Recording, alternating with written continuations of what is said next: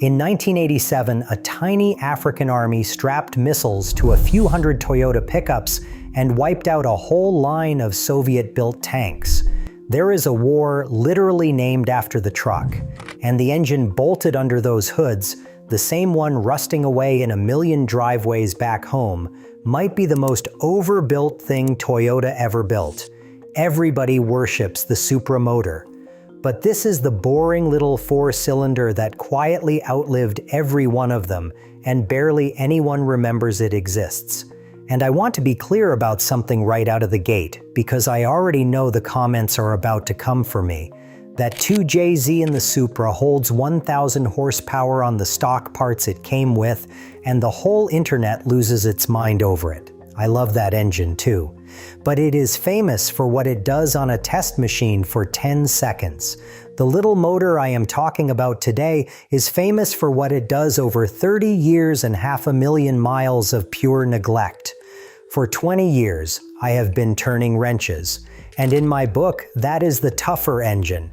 And it's not even close. The engine is the Toyota 22R, 2.4 liters, 4 cylinders, and about as exciting on paper as a bag of gravel. It lived in the old Toyota pickup, the Hilux, the early 4Runner, and a handful of Celicas through the 80s and the 90s, about 90 horsepower. It would lose a drag race to a riding lawnmower, but going fast was never the assignment. So why does this thing refuse to die? Pop the hood and it starts with the block. Toyota cast it out of iron with a high nickel content. In plain English, that metal can eat heat and abuse that would warp a modern aluminum block into a paperweight. Then they spun it a forged steel crankshaft. That is the good stuff, the kind of part you usually only find in engines built to be beaten on. Toyota dropped it into a work truck with crank windows and vinyl seats. But the block is only half the reason this thing will not quit. Then there is the timing chain, not a belt, a chain. I cannot tell you how many Hondas and old Volkswagens I have watched get dragged in on a hook because somebody skipped a timing belt and the engine folded all its valves in half. The 22R does not play that game, and the thing barely works for a living anyway. It has a long stroke, so it makes its grunt down low where you actually use it. That means lugging a trailer up a hill or crawling over rocks, never screaming its head off. Low power, overbuilt guts, lazy and understressed. That is the whole recipe for an engine that outlives the truck wrapped around it. If you own one, taking care of it is almost a joke. Change the oil, adjust the valves every 60,000 miles or so, and it will happily forget how to brake. But the shop stories are nothing next to what this engine has survived out in the real world. This is where it goes from reliable to flat-out legendary. Start with the truck that built the whole myth. There is a 1980 Toyota pickup that has now rolled past 1 million miles. One owner drove it, raced it, jumped it, and let it rust into Swiss cheese, and that little 4-cylinder kept running through all of it. He has said straight up, it is the easiest vehicle he has ever worked on in his life. Then there is that war I mentioned at the very top. Back in 1987, the country of Chad fought off Libya's army using a few hundred Toyota pickups with missiles bolted into the beds. In one battle, they wrecked around 90 enemy tanks and lost 3 trucks doing it. That is why historians literally call it the Toyota War. One former Army Ranger summed the truck up perfectly when he called the Hilux the AK-47 of vehicles. The aid groups feel exactly the same way.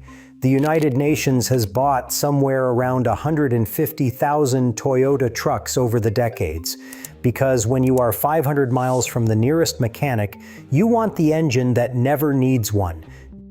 Now you are probably picturing that famous Top Gear bit, where they drowned a Hilux in the sea, set it on fire, dropped a camper on it, and parked it on top of a building they then blew up, and the thing still started.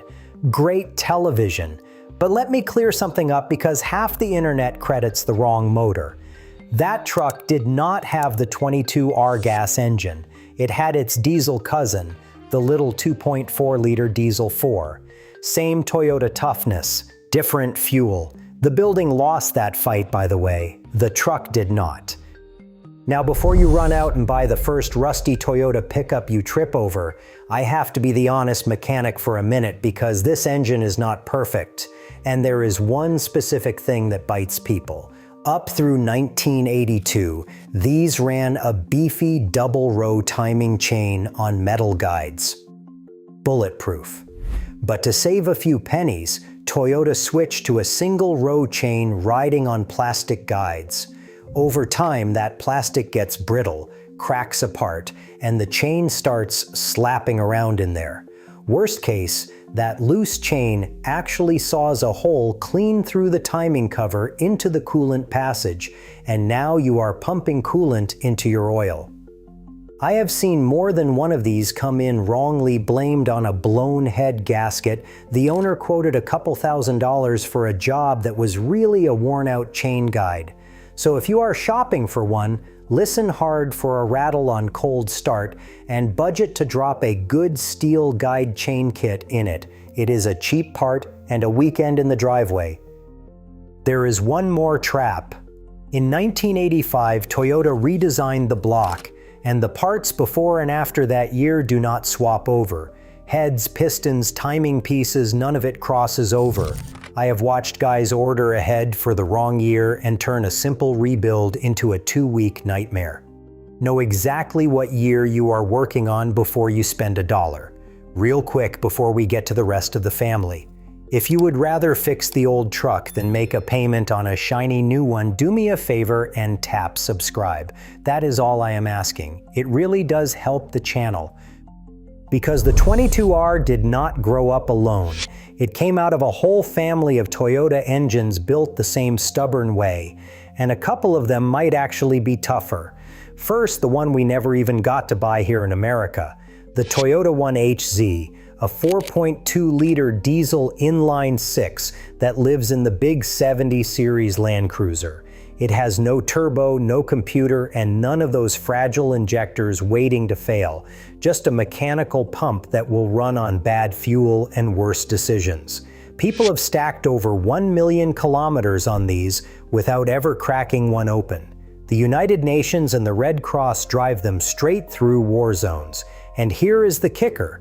Toyota still builds this engine, brand new in 2026. 36 years and counting. We never got it because of pollution rules and the old chicken tax on imported trucks, which is a whole rant for another day. Before that one, there was the old F Series 6, the carburetor engine in the original boxy FJ Land Cruiser. Slow as molasses and thirsty as a frat house. Guys used to scrap these by the pile because they were so gutless. But it will pull a stump out of the ground at idle and run 300,000 miles doing it, and now the same trucks people threw away go for serious money. Then the underrated middle child, the 1FZ, the 4.5-liter 6 in the 80 series Land Cruiser. A teardown channel recently ripped one open with 340,000 miles on it, and the bearings in the bottom end looked basically fresh inside. The body will rot off these long before the engine gives up. Just keep an eye on the head gasket on the early 90s ones, which, funny enough, is exactly the thing I warned about in that 80 series video a while back. And the dark horse nobody brags about. The 1NZ, the tiny 1.5-liter 4 in the Yaris and the Echo, and every beat-up taxi across half the planet. Nobody makes a hero video about a Yaris. But cab drivers run these past 400,000 miles on nothing but oil changes. Boring little engine, absolute cockroach. And I mean that as the highest compliment I can give a motor. So here is the part that makes me a little sad, and it is the whole reason I wanted to make this. Toyota does not really build engines like this anymore. Look at what came after. 1MZ V6 from the late 90s got so famous for sludging up and killing itself that Toyota had to extend warranties on millions of vehicles to cover it.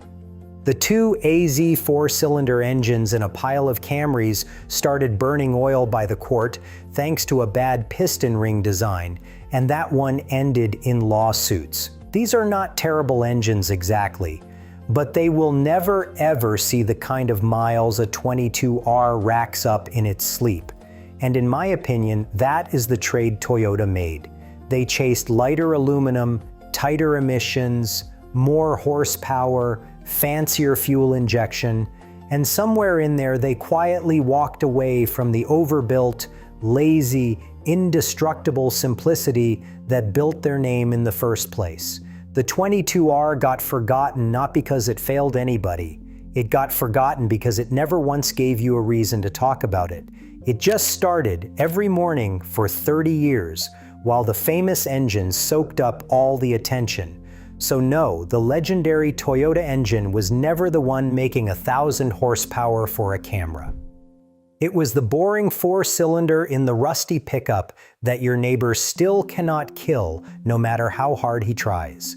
If you have got one sitting in your driveway right now, you are holding on to one of the last engines a company actually built to last forever.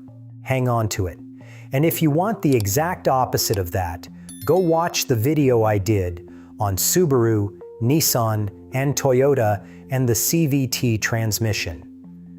On these, the engine was never the problem. It is the transmission, and one of those three brands is the worst offender by a mile. So if you are about to buy anything with that gearbox in it, you need to know which one before you sign a single piece of paper. I will see you in that one.